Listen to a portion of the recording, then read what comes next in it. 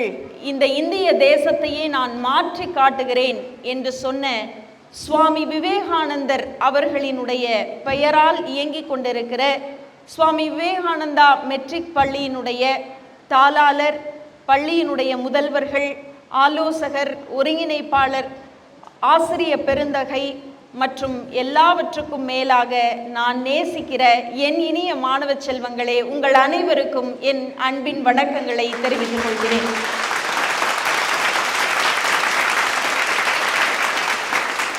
பள்ளி ஆரம்பித்து ஒரு வார காலம் போன ஒரு சூழ்நிலையில் என்னை இந்த பள்ளிக்கு அழைத்து எங்கள் மாணவ செல்வங்களுக்கு ஒரு தன்னம்பிக்கை உரை ஆற்ற வேண்டும் என்று உங்கள் பள்ளியினுடைய தாளாளர் அவர்கள் கேட்டுக்கொண்டார்கள். பொதுவாக எல்லா பள்ளிகளிலும் ஆண்டினுடைய நிறைவு பகுதியில்தான் என்னை போன்ற பேச்சாளர்களை ஆண்டு விழாக்களில், விளையாட்டு விழாக்களில் பேச அழைப்பார்கள். ஆனால் உங்கள் பள்ளியினுடைய தாளாளர் ஒரு உயர்ந்த சிந்தனையோடு ஆண்டு முடிந்த பின் தன்னம்பிக்கை கொடுப்பதை விட ஆண்டு தொடக்கத்திலேயே எங்கள் மாணவ செல்வங்களுக்கு தன்னம்பிக்கை கிடைத்தால் அது வருடம் முழுவதும் அவர்களுக்கு உத்வேகமாக இருக்கும் என்கிற ஒரு உயர்ந்த சிந்தனையோடு அவர் இந்த காரியத்தை முன்னெடுத்திருக்கிறார். அதற்கு என்னுடைய வணக்கங்களும் வாழ்த்துக்களும். சின்ன குழந்தைகள், பொதுவாக உங்களை மாதிரி சின்ன குழந்தைகளோடு எனக்கு பேசுறது ரொம்ப பிடிக்கும். ஆனால் 9, 10, 11, 12ஆம் மாணவ செல்வங்களுக்கு நான் பேசுகிற கருத்து மிக எளிதாக சென்றடைந்து விடும். ஆனால் உங்களை மாதிரி ஒரு குழந்தைகள், குட்டி குழந்தைங்களுக்கு பேசுறது அப்படிங்கிறது மகிழ்ச்சிக்குரிய விஷயம். அந்த மகிழ்ச்சியை உங்கள் மனதிலும் கொண்டு வந்து விட முடியும் என்கிற நம்பிக்கையோடு தான் இன்றைக்கு இந்த இடத்திலே நான் பேச வந்திருக்கிறேன். முதல்ல வருஷம் தொடங்கும் போது எல்லாருக்கும் என்ன ஆசை இருக்கும்? குழந்தைங்களா, உங்களுக்கெல்லாம் என்ன ஆசை இருக்கும்? பள்ளிக்கு வரப்போ என்னெல்லாம் எடுத்துகிட்டு வருவீங்க? புதுசாக புத்தகப்பை, புதுசாக பேனா, புதுசாக லஞ்ச் பேக், எல்லாமே புதுசு இல்லை? எல்லாருக்கும் எல்லாம் புதுசாக வாங்கி கொடுத்தாங்களா? வருஷத்தினுடைய தொடக்கத்தில் எல்லாம் புதுசாக வாங்கிக்கிட்டு அந்த பள்ளிக்குள்ளே நுழைகிற போது ஒரு பெரிய சந்தோஷம் இருக்கும். அந்த சந்தோஷத்தோடு தானே எல்லாரும் உள்ளே வந்தீங்க. ஆனால் அப்படி வருஷத்தினுடைய முதல் நாள் எல்லாவற்றையும் புதிதாக எடுத்துக்கொண்டு வருகிற போது கிடைக்கிற சந்தோஷம் வருடம் முழுவதும் இருக்கிறதா? வருடம் முழுவதும் அந்த சந்தோஷம் இருக்கா? இல்லை. ஏன் அந்த சந்தோஷம் படிப்படியாக குறைகிறது அப்படின்னா, அந்த புதிய பொருட்கள் இருக்கிற போது கிடைக்கிற மகிழ்ச்சி நாள் ஆக ஆக அது பழையதாக மாறி விடுகிறது. அதே மாதிரி தான் நமக்கு பாடங்களும். ஒரு விஷயத்தை நம்ம படிக்கிற போது நீங்கள் எப்படி புது பொருட்களை பார்க்கிற போது உங்களுக்கு மகிழ்ச்சி கிடைக்கிறதோ, அதே போல ஒவ்வொரு நாளும் புதிய பாடங்களை உங்கள் ஆசிரியர்கள் கற்றுக் கொடுக்கிற போது அதை புதியதாக எண்ணி எப்போது மகிழ்ச்சி அடைகிறீர்களோ அப்படி என்றால் அந்த வருடம் முழுவதும் மகிழ்ச்சியாக இருக்கும். அந்த மகிழ்ச்சியை மாணவ செல்வங்களிடத்திலே கொண்டு வந்து சேர்க்கக்கூடிய பொறுப்பு யாருக்கு இருக்கிறது அப்படின்னா, ஆசிரிய பெருந்தகைகள். ஆசிரியர்கள் நிறைய பேர் இருக்கிறீர்கள். ராமகிருஷ்ண பரமஹம்சர் அவர் ஒரு அருமையான ஒரு கதை சொல்லுவார். அந்த கதையில ஒரு பூனையை பற்றியும் ஒரு குரங்கை பற்றியும் ஒரு உதாரணம் சொல்லியிருப்பார். என்ன அப்படின்னா, இந்த பூனை என்ன பண்ணுமா, தன்னுடைய குட்டி முதலாக பிறந்து இந்த மண்ணுக்கு வருகிற அந்த பூனை குட்டியை அது வளர்ந்து அது தனக்கு தேவையானவற்றை எடுத்துக்கொள்கிற வரைக்கும் அந்த பூனையை வாயில கவ்விக்கிட்டே அலையுமா. ஏன் அப்படின்னா, அதுக்கு எல்லாம் தனியாக தெரிகிற வரைக்கும் சொல்லி கொடுக்கறதுக்காக, எல்லாத்தையும் பாதுகாப்பாக உணர்ந்து கொள்வதற்காக அந்த பூனை வாய்க்குள்ள கவ்விக்கிட்டே அந்த குட்டியை வச்சுக்கிட்டு அலையுமா. இது பூனையினுடைய சுபாவம். ஆனால் இந்த குரங்கு இருக்குல்ல, அது அப்படியே நேர்மாறானது. குரங்கு என்ன பண்ணுமா, அந்த குட்டியை உடனே விட்டுருமா. ஆனால் எந்த குட்டி அதை இறுக்கமாக பிடிச்சுக்குதோ அதை தான் தன்னோட கூட கூட்டிகிட்டு போகும். பூனை விஷயத்தில் தாய் பூனை குட்டியை பாதுகாக்கும். ஆனால் குரங்கு விஷயத்தில் அந்த குட்டி குரங்கு தான் அம்மா குரங்கு பற்றி கொள்ளுமா, இறுக பற்றி கொள்ளும். ஏன் அப்படின்னா, குரங்கு இனத்தில் மட்டும் அந்த குட்டி ஒரு முறை தவறி விழுந்துருச்சுன்னா அதுக்கப்புறம் அந்த குரங்கு அதோட இனத்தில் சேர்த்துக்காது. இப்போ ராமகிருஷ்ண பரமஹம்சர் அவர்கள் இந்த 2 உதாரணத்தையும் அழகாக எப்படி சொல்கிறாரு அப்படின்னா, ஆசிரியர்கள் மாணவர்களுக்கு சொல்லிக் கொடுக்கிற போது பூனைக்குட்டியை போலவும், மாணவ செல்வங்கள் ஆசிரியர்களிடம் கற்றுக்கொள்கிற போது குரங்கு குட்டியை போலவும் இருக்கணுமா. என்ன அர்த்தம் அதுக்கு அப்படின்னா, பூனை மாதிரி ஆசிரியர்கள் தன்னுடைய குழந்தைகளை பாதுகாத்து அவர்கள் ஒன்றை அடையும் வரை அவர்களுக்கு பாதுகாப்பு கொடுக்க வேண்டும்.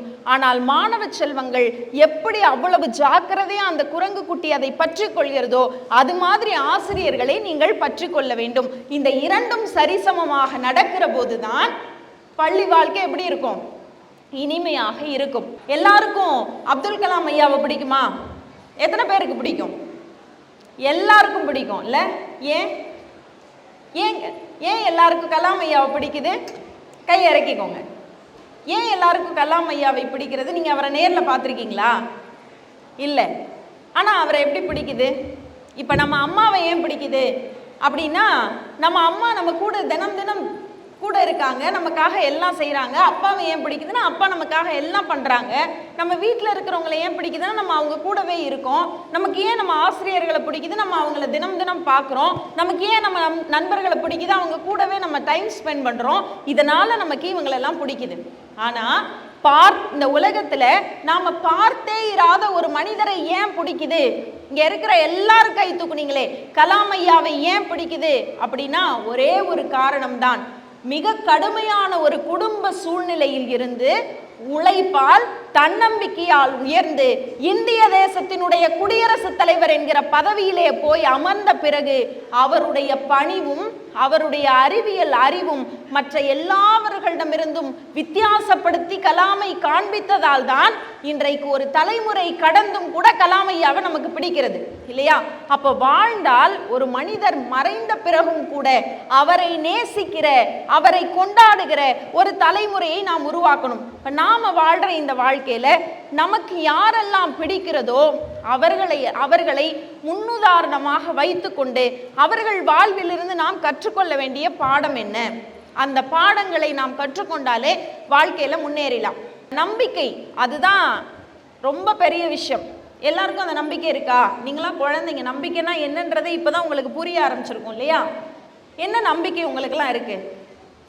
என்னவாகணும் அப்படின்னு கேட்டா நீங்களாம் என்ன சொல்லுவீங்க? என்ன ஆக போறீங்க? Doctor, collector, engineer, scientist. சூப்பர்ல.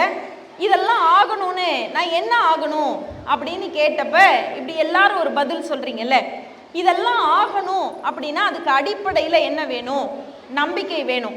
நான் டாக்டர் ஆயிடுவேனா அப்படிங்கிற ஒரு சின்ன சந்தேகம் இருந்தால் கூட நம்மளால் டாக்டர் ஆக முடியாது. அப்போ அந்த நம்பிக்கையை இந்த பள்ளி காலத்தில் இருந்தே உங்களுக்கு நீங்கள் ஏற்படுத்தி கொள்ள வேண்டும். எப்படி நம்பிக்கையை ஏற்படுத்திக்கிறது? சின்ன சின்ன விஷயங்கள்ல. காலையில் எந்திரிக்கிறீங்கல்ல, எத்தனை பேர் காலையில் எந்திரிச்சோன்னா அம்மா எந்திரிச்சோன்னா எழுப்பணும்னா எந்திரிச்சிருவா? விவேகானந்தா பள்ளியில் இருக்கிற அத்தனை பிள்ளைகளும் மிக நேர்த்தியாக ஒழுக்கமா, உண்மையிலேயே உங்களுக்கு பெரிய பாராட்டுகள். உங்களுக்கு நீங்களே கை தட்டிக்கலாம். காலையில யார் ஒருத்தர் காலையில எந்திரிச்சு தன்னுடைய கடமையை செய்யறதுக்கு சோம்பேறித்தனம் படாமல் எழுகிறார்களோ அவர்கள் தான் வாழ்க்கையில வெற்றியை அடைய முடியும். அப்போ நீங்க காலையில எந்திரிச்சு செய்கிற வேலையில, இப்ப குழந்தை பருவத்துல உங்களுக்கு எந்த வேலை முக்கியம் அப்படின்னா, குழந்தை பருவத்துல அம்மா பெருசா வேலையெல்லாம் கொடுக்க மாட்டாங்க. தினம்தோறும் அதிகாலையிலே எழுந்து படிக்கிற பழக்கம் இருக்கிற பிள்ளைகள் வருங்காலத்திலே ஒரு உயர்ந்த இடங்களை அடைகிறார்கள்னு ஒரு ஆராய்ச்சி சொல்லுகிறது. அப்படின்னா அதிகாலை நேரம் அது உங்களுடைய மனதை, உங்களுடைய சிந்தனையை ஒருமுகப்படுத்தக்கூடிய நேரம்.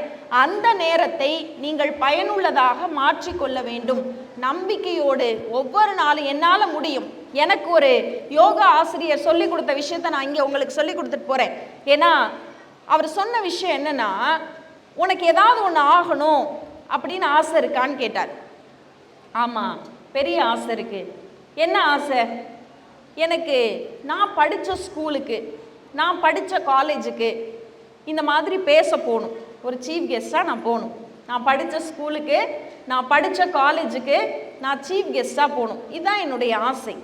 அப்போ அந்த யோகா ஆசிரியர், அவர் பேர் நன்மாறன், அவர் சொல்லி கொடுத்த விஷயம் அதை நான் உங்களுக்கு சொல்கிறேன். என்ன தெரியுமா சொன்னார்? உனக்கு என்ன ஆகணும்னு நீ ஆசைப்படுறியோ அதை அடைவதற்கு முதல்ல நீ உங்கள் ஸ்கூலை ஞாபகப்படுத்து. விஷுவலைசேஷன். அந்த விஷுவலைசேஷன் எப்படி வரணும் அப்படின்னா, உங்கள் பள்ளி, அந்த பள்ளியினுடைய மேடை, இதெல்லாம் நீ என்ன பண்ணணும், கற்பனையில் நினச்சிக்கணும். நினச்சிட்டு அந்த பள்ளியில் உன்னை அழைக்கிறார்கள், அப்போ நீ எப்படி நடந்து போவேன், உங்கள் ஆசிரியர்களை பார்த்தா உனக்கு எப்படி சந்தோஷமாக இருக்கும், அப்படியெல்லாம் நீ நினச்சிக்கணும். அதுக்கப்புறம் அந்த மேடையில் போய் பேசுகிற, நீ பேச பேச மாணவர்கள் உற்சாகமாக கை தட்டுகிறார்கள். பேசி முடிச்சோன்னு உன்னோட ஆசிரியர்கள், உன்னோட தலைமை ஆசிரியர் எல்லாரும் பாராட்டுறாங்க. இதை நீ தினம்தோறும் உன்னோட கற்பனையில் ஓட விட்டுக்கிட்டே இருக்கணும் அப்படின்னு சொல்லி கொடுத்தார். நீங்கள் நம்ப மாட்டீங்க, நான் எதை என்னுடைய கற்பனையில் நான் ஆகணும், நான் இதை செய்யணும்னு என்னுடைய கற்பனையில் நான் எதை விஷுவலைசேஷன் பண்ண ஆரம்பிச்சேனோ அது நாளடைவிலேயே என்னுடைய கற்பனை கொஞ்சம் கொஞ்சமாக அது நிஜத்திற்கு மாற ஆரம்பித்தது. கடைசியில் ஒரு நாள் நான் என்ன கற்பனை செய்தேனோ அதே போல நான் படித்த பள்ளிக்கே நான் சிறப்பு விருந்தினராக போய் அங்கே மாணவர்களிடம் பேசி ஒரு மிகப்பெரிய கைத்தட்டலை என்னால் வாங்க முடிந்ததுன்னா, இந்த பருவத்திலே நீங்கள் எதுவா ஆகணும்னு நினைக்கிறீர்களோ, இந்த பருவத்தில் நீங்கள் என்ன ஆகணும்னு, ஒரு டாக்டர் ஆகணும்னு நீங்கள் முடிவு பண்ணிட்டீங்கன்னா, தினந்தோறும் ஒரு பேஷண்ட் உங்கள் முன்னாடி உட்கார்ந்துருக்கார், ஸ்டெத்தோஸ்கோப்பை வச்சுட்டு அவருக்கு நீங்கள் ட்ரீட்மெண்ட் பண்ணுற மாதிரி, இல்லை ஊசி போடுற மாதிரி, இந்த மாதிரி நீங்கள் தினம்தோறும் உங்களை நீங்கள் இணைத்து கொண்டே இருந்தால் அந்த நினைப்பே உங்களை அதனை நோக்கி செயல்படுத்தும் அப்படிங்கிறது உண்மை. இப்போ நீங்கள் ஒரு கலெக்டர் ஆகுறீங்க, அப்படி கலெக்டர் ஆகி போய் அந்த காரில் இறங்கி, இப்போ உங்கள் இந்த படித்த ஸ்கூலுக்கு நீங்கள் சீஃப் கெஸ்ட்டாக உங்களை கூப்பிடுறாங்க, நீங்கள் கலெக்டர் ஆகி அந்த சைரன் வச்ச காரில் நீங்கள் வந்து அப்படி இறங்கும்போது உங்கள் டீச்சர்ஸ், உங்களோட ஹெச்எம் எல்லாரும் ஓடி வந்து உங்களை பார்க்குறாங்கன்னு நீங்கள் எவ்வளோ சந்தோஷமாக இருக்கும்ல. அந்த மாதிரி உங்களுக்கான கனவுகளை நீங்கள் விஷுவலைசேஷன் பண்ண ஆரம்பிக்கணும். அப்படி விஷுவலைசேஷன் பண்ண ஆரம்பிக்கிற போது தான் உங்களுக்கு அது வெற்றியாக மாற முடியும். சரி, நம்பிக்கை இருக்கணும், எல்லாம் ஓகே. அடுத்து நான் ஆசிரியர்களுக்கு வரேன். ஆசிரியர்களை எத்தனை பேருக்கு பிடிக்கும்? எல்லாருக்கும் பிடிக்கும்ல. இல்லைன்னா மிஸ்ஸு பக்கத்துலேயே உட்காந்துருக்காங்க, அடிப்பாங்கல்ல. யாரெல்லாம் கை தூக்கலைன்னு கிளாஸ் முடிச்சோன்னா மதியானம் போய் ஏன்டா கை தூக்கலை அப்படின்னு கேட்பாங்களா? இல்லை, உண்மையாகவே ஆசிரியர்களே ரொம்ப பிடிக்கும். ஏன் பிடிக்கும்? ஆசிரியர்களுக்கு இருக்க ஒரு பெரிய சிறப்பு என்ன தெரியுமா? நான் எல்லா பள்ளிகளிலும் அதை சொல்வது உண்டு. ஆசிரியர்களுக்கு கை தூக்குனவங்க எல்லாருக்கும் நன்றி இறைக்கலாம். ரொம்ப ஒபீடியண்ட்டாக கேட்குறதுக்கெல்லாம் ஆன்சர் பண்ணுற குழந்தைகளை நான் இந்த பள்ளிக்கூடத்தில் தான் பார்க்குறேன். ஆசிரியர்களுக்கு இருக்கிற ஒரு பெரிய சிறப்பு என்ன தெரியுமா? உங்கள் அம்மா அப்பா, நீங்கள் இப்போ ஒரு ஓட்டு பந்தயத்தில் ஜெயிச்சிட்டிங்கன்னு வச்சுக்கோங்க, வீட்டில் போய் அந்த பரிசை காமிச்சா உங்கள் அம்மா அப்பா என்ன பண்ணுவாங்க? சந்தோஷப்படுவாங்கல்ல, கை தட்டுவாங்கல்ல, உங்களை தட்டி கொடுப்பாங்கல்ல, அப்படி தானே? சரி, இப்போ உங்கள் வீட்டுக்கு பக்கத்தில் இருக்கிறவங்க, அவங்க பிள்ளையும் ஓட்டப்பந்தயத்தில் ஓடுது, சரியா? நீங்கள் ஜெயிச்சிட்டிங்க, அவங்க பிள்ளை தோத்துருச்சு. இப்போ நீங்கள் போய் அவங்கள்ட்ட சொல்கிறீங்க, அப்போ என்ன ஆகும்? சந்தோஷப்படுவாங்களா? சந்தோஷப்படுவாங்களா? இல்லை, என் பிள்ளை ஜெயிக்கலையே அப்படின்னு ஆதங்கப்படுவாங்க தானே? ஆதங்கப்படுவாங்க தானே? இப்போ நம்மை பெற்றெடுத்தவர்கள் நாம் வெற்றி பெற்றால் சந்தோஷமாக இருப்பாங்க. அதுவே நம்ம சுற்றி இருக்கிறவங்க நம்ம வெற்றி பெற்றுட்டோன்னா கொஞ்சம் கவலைப்பட ஆரம்பிச்சிருவாங்க. ஆனால் ஆசிரியர்கள் அப்படி கிடையாது. இப்போ ஆசிரியரோட பிள்ளையும் நீங்களும் சேர்ந்து ஒரு போட்டியில் ஓடுறீங்க. அதில் ஆசிரியரோட பிள்ளை ஜெயிச்சிருச்சுன்னா ஒரு அம்மாவா அவங்க சந்தோஷப்படுவாங்க, ஒரு அப்பாவா அவங்க சந்தோஷப்படுவாங்க. ஆனால் மாறா நீங்கள் ஜெயிச்சிட்டீங்கன்னு வச்சுக்கோங்களேன், ஏண்டா இவங்க ஜெயிச்சாங்கன்னு கவலைப்படுவாங்களா? ஒருபோதும் ஒரு ஆசிரியரும் அதை செய்வதே இல்லை.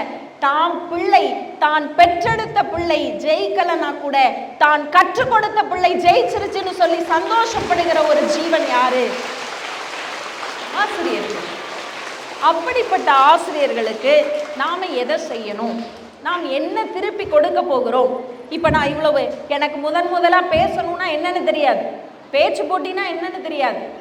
அப்படி இருக்கிற போது எனக்குள்ள இருக்கிற பேச்சு திறமையை கண்டறிந்து என்னை பேச வச்ச எங்கள் டீச்சர் இருக்காங்கல்ல, அந்த டீச்சருக்கு இன்னமும் அவங்க கூட தொடர்பில் இருக்கிறேன் நான்.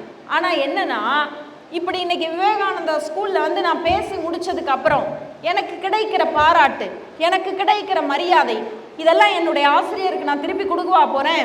அவங்க கற்றுக் கொடுத்தது. அதனால் இந்த துண்டையும் இந்த புத்தகத்தையும் அவங்கக்கிட்ட கொண்டு போய் கொடுத்துருவோமா? இல்லை, அவர்களுக்கு நாம் திருப்பி செய்வது என்ன தெரியுமா? அவள் என்னுடைய மாணவி, அவன் என்னுடைய மாணவன் அப்படிங்கிற ஒரு வார்த்தை மட்டும்தான் நாம் ஆசிரியர்களுக்கு திருப்பி செய்கிற கடன். அந்த கடனை சரியாக அடைக்கிற பிள்ளைகளாக நீங்கள் உருமாற வேண்டும். அப்படிப்பட்ட பிள்ளைகளாக நீங்கள் உருமாற தயாராக இருக்கிறீர்களா? கீழ்ப்படிதல், ஒழுக்கம். உங்கள் பள்ளியை சுற்றி அவ்வளவு அழகான பதாகைகளை என்னால் பார்க்க முடிகிறது. இப்போ இன்னைக்கு உங்களுக்கு கிடைத்திருக்கிற வாய்ப்பு, ஆசிரியர்களுக்கெல்லாம் அதெல்லாம் தெரியும். நம்மெல்லாம் படித்தப்போ ஸ்கூல் ஆனுவல் டே, பள்ளியினுடைய ஆண்டு விழா, பள்ளியினுடைய விளையாட்டு விழான்னா வருஷத்துக்கு ஒருத்தர் யாராவது பக்கத்தில் அந்த ஊரோடைய பஞ்சாயத்து தலைவரோ இல்லை யாரோ ஒரு பெரிய மனுஷங்களை கூப்பிட்டு ஒரு 10 நிமிஷம் பேசிட்டு அவங்க கையால் பரிசு கொடுத்து அனுப்பிடுவாங்க. இதுதான் நமக்கு தெரிஞ்ச ஆண்டு விழாக்கள். ஆனால் இன்றைக்கு இந்த மாதிரி உங்கள் பள்ளி மாதிரி தமிழகத்தில் எல்லா பள்ளிகளிலும் என்ன பண்ண ஆரம்பிச்சிட்டாங்கன்னா, மாணவர்களுக்கு படிக்கிற போதே தன்னம்பிக்கை வேணும்னு ஒவ்வொரு பருவத்துக்கும் ஒரு தன்னம்பிக்கை பேச்சாளர்களை, ஒரு பெரிய எழுத்தாளர்களை, பெரிய அறிவு ஜாம்பவான்களை கொண்டு வந்து உங்கள் முன்னால் நிறுத்தி அவர்களுடைய அனுபவத்தை சொல்ல வைக்கிற வாய்ப்பு யாருக்கு கிடைத்திருக்கிறதுனா உங்களுக்கு கிடைத்திருக்கிறது. இந்த மாதிரிலாம் நான் படிக்கிறப்ப யாரும் வந்து எங்கள் பள்ளியில் பேசினதில்லை. அப்போ இந்த வயதில் உங்களுக்கு கிடைத்திருக்கிற இந்த வாய்ப்பை சரியாக பயன்படுத்தி கொள்ள வேண்டும். இப்போ ஆசிரியர்களுக்கு சரி, அடுத்து அம்மா அப்பா மாதிரி நமக்கு நல்லது நினைக்கிறவங்க யாராவது உண்டா? அம்மா அப்பா மாதிரி நமக்கு நல்லது நினைக்கிறவங்க யாராவது உண்டா? அம்மா அப்பா சொல்றது நம்ம எல்லாரும் கேட்குறோமா? இல்லை. அம்மா திட்டினா பிடிக்க மாட்டேங்குது, அப்பா திட்டினா பிடிக்க மாட்டேங்குது. ஏன்னா அவங்க நம்மளை கட்டுப்படுத்துகிறாங்க, அப்படி தானே?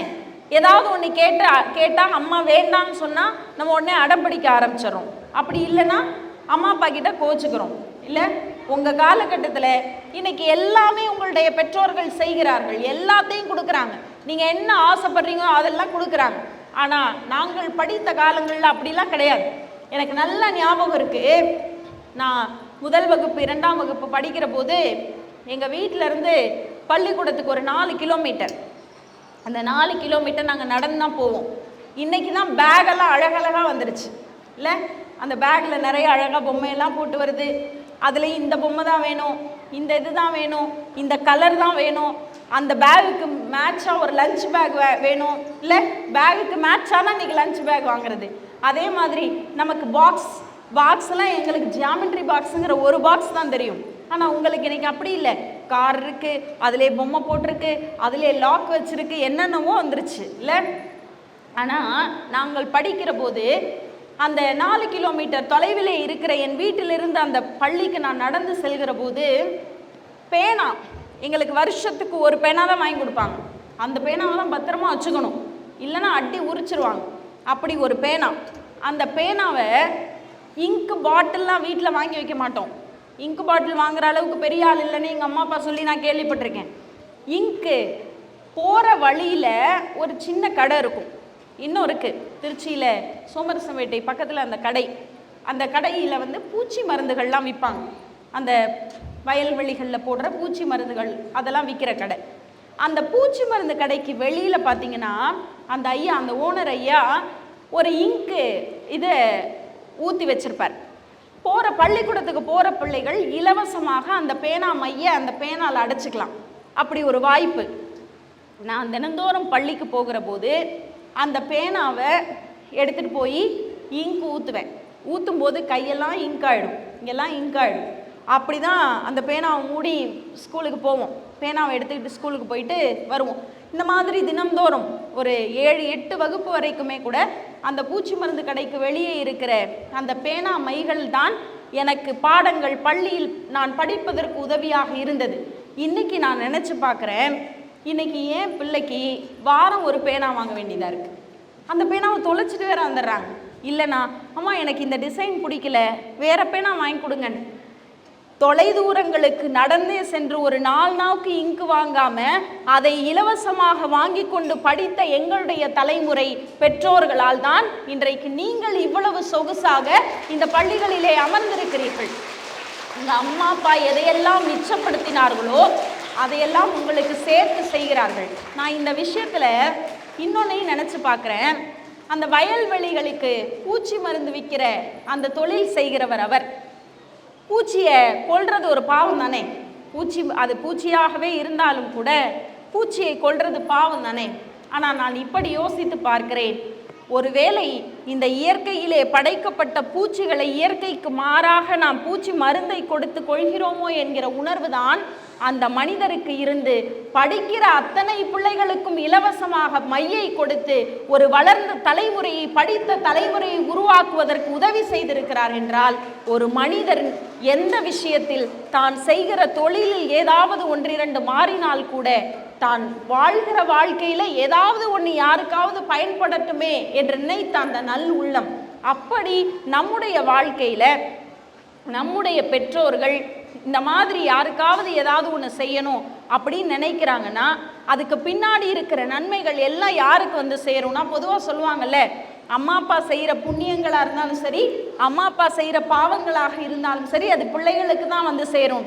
அந்த மாதிரி உங்களுடைய பெற்றோர்கள் உங்களுக்காக ரத்தம் சிந்தி வியர்வை சிந்தி எல்லாத்தையும் வாங்கி கொடுக்குறாங்க. இன்னைக்கு அழகாக ஒரு பள்ளியில், அதுவும் பெரும்பாலான பள்ளிகளில் இந்த மாதிரியான ஆடிட்டோரியம் வசதியெல்லாம் இல்லாத பள்ளிகளில் இன்றைக்கும் கூட தரையில் உட்கார்ந்து கவனிக்கிற பிள்ளைகள்லாம் இருக்கிறார்கள். ஆனால் அவங்க விவேகானந்தா ஸ்கூலில் ஒரு 1500 பேர் உட்கார்ந்து நல்ல காற்றோட்டமாக நாற்காலிகளிலே அமர்ந்து கம்பீரமாக கவனிக்கிறீர்கள் என்றால், அப்படிப்பட்ட ஒரு பள்ளியை தேர்ந்தெடுத்து உங்களை படிக்க வைத்த உங்களுடைய பெற்றோருக்கு நீங்கள் நன்றி சொல்லியே ஆக வேண்டும். உங்கள் பெற்றோரினுடைய அந்த உழைப்பிற்கு நீங்கள் மரியாதை கொடுத்தே ஆக வேண்டும். எல்லாம் சரி, கடைசியிலே நீங்கள் இந்த படிக்கிற படிப்பு படிக்கிறோங்கிறோம். எதுக்கு படிக்கிறோம்? எல்லாரும் படிக்கிறோம். எதுக்கு படிக்கிறோம்? பணம் சம்பாதிக்கிறதுக்கா? இல்லை. இப்படி தான் ஒரு ஸ்கூலில் ஒரு டீச்சர் ஸ்டூடெண்ட்ஸை பார்த்து கேட்டாங்களாம், நீ என்னவாகணும்? ஒவ்வொரு குழந்தையும் நான் டீச்சர் ஆகணும், நான் டாக்டர் ஆகணும், நான் கலெக்டர் ஆகணும்னு சொன்னப்ப ஒரு குழந்தை மட்டும் எந்த பதிலுமே சொல்லாமல் அமைதியாக உட்காந்துருந்துச்சு. அப்போ அந்த குழந்தைகிட்ட போய் அந்த டீச்சர் கேட்டாங்க, உனக்கு எதுவுமே ஆகணும்னு ஆசை இல்லையா? ஏன் அமைதியாக உட்காந்துருக்க? உனக்கு எதுவும் ஆகணும்னு ஆசை இல்லையான்னு கேட்டாங்க. அப்போ அந்த குழந்தை சொல்லிச்சான், எனக்கு டீச்சர் ஆகணும் டாக்டர் ஆகணும்னு ஆசையெல்லாம் இல்லை, ஆனால் எனக்கு வாழ்க்கையில் நிறைவு பகுதியில் நான் மகிழ்ச்சியாக இருக்கணுங்கிறது தான் எனக்கு ஆசைன்னு அந்த குழந்தை சொல்லிச்சான். அப்போ அந்த டீச்சர் கேட்டாங்களாம், நான் என்ன உங்ககிட்ட கேட்குறேன், நீ என்ன பதில் சொல்கிற? நீ என்னவாகணும்னு நான் கேட்குறேன்னு சொன்னப்போ அந்த குழந்தை திருப்பி சொல்லிச்சான், நான் என்னவாக ஆனாலும் சரி, கடைசியில் நான் மகிழ்ச்சியாக இருப்பது மாதிரி ஏதாவது ஒன்று ஆகணும்னு சொன்னாங்களாம்.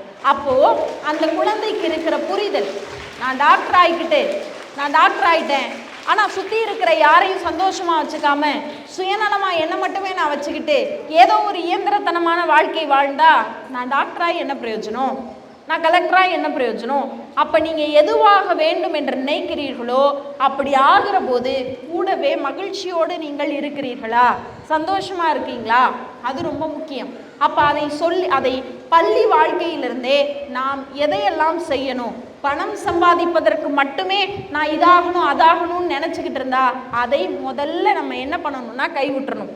நாம் ஒரு தொழில் ஒரு நல்ல இடத்தை அடைந்த பிறகு அதன் மூலமாக யாருக்காவது நம்ம ஏதாவது பண்ண முடியுமா, யாருக்காவது உதவி செய்ய முடியுமா அப்படிங்கிற ஒரு புரிதல் மாணவ செல்வங்களுக்கு வரணும். இந்த கல்வியை யார் ஒருவர் சரியாக பயன்படுத்தி கொண்டு நல்லா படித்து உங்கள் ஆசிரியர்களுக்கும் பெற்றோர்களுக்கும் கீழ்ப்படிதலோடு படிக்கிறீர்களோ, அப்படி படித்து ஒரு உயர்ந்த நிலைக்கு போனதுக்கப்புறம் யார் இந்த உலகத்தில் என்ன கேட்டாலும் அதை கொடுக்கக்கூடிய தகுதி யாருக்கு வந்து சேரும்? உங்களுக்கு வந்து சேரும். அந்த தகுதியை நீங்கள் வளர்த்துக்கணும்.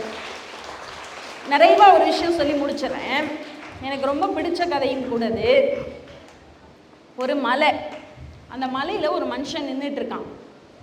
இப்போ கடவுள்கிட்ட அந்த மனுஷன் கடவுள்கிட்ட பேசுகிறான். கடவுள் வராரு. மனுஷன் கேட்குறான், கடவுளே இந்த உலகத்திலே பெருசு எது, நீங்கள் பெருசாக நினைக்கிறது எது? அப்போ அந்த கடவுள் சொல்கிறாரு, இந்த உலகத்தில் என்னோட படைப்புலேயே நான் பெருசாக நினைக்கிறது தெரியுமா, இந்த ஓங்கி உயர்ந்து நிற்கிற மலைகள் தான். அப்படியா, மலை தான் பெருசா? இல்லை, இந்த மலையை கூட உடைக்கிற ஆற்றல் பெற்ற உளி, அந்த இரும்பு அது பெருசுங்கிறார். அப்படியா, இரும்பு தான் பெருசா அப்படின்னு திருப்பி கேட்குறார். அப்போ கடவுள் சொல்கிறாரு, இல்லை இல்லை, அந்த இரும்பை கூட உருக்குகிற ஆற்றல் பெற்ற நெருப்பு இருக்குல்ல, அதுதான் என்னுடைய படைப்பில் பெருசு. அப்படியா சாமி, நெருப்பு தான் உன்னோட படைப்பிலேயே பெருசா? அப்போ மறுபடியும் கடவுள் சொல்கிறாரு, இல்லை இல்லை, நெருப்பு என்னுடைய படைப்பில் பெரியது அல்ல, இந்த நெருப்பை அணைக்கிற ஆற்றல் பெற்ற மழை, அந்த மழை என்னுடைய படைப்பில் பெருசுங்கிறார். இந்த மனுஷன், என்ன சாமி இதை கேட்டால் அது பெருசுங்கிற, அதை கேட்டால் இது பெருசுங்கிற, ஏதாவது ஒன்று சொல்லு. இல்லை, இந்த மழையை கூட கட்டுப்படுத்துகிற ஆற்றல் கொண்ட காற்று இருக்குல்ல, அதுதான் என்னுடைய படைப்பில் பெருசுங்கிறார். இவன் காற்று தானே, பேச்சு மாற மாட்டல அப்படிங்கிறான்.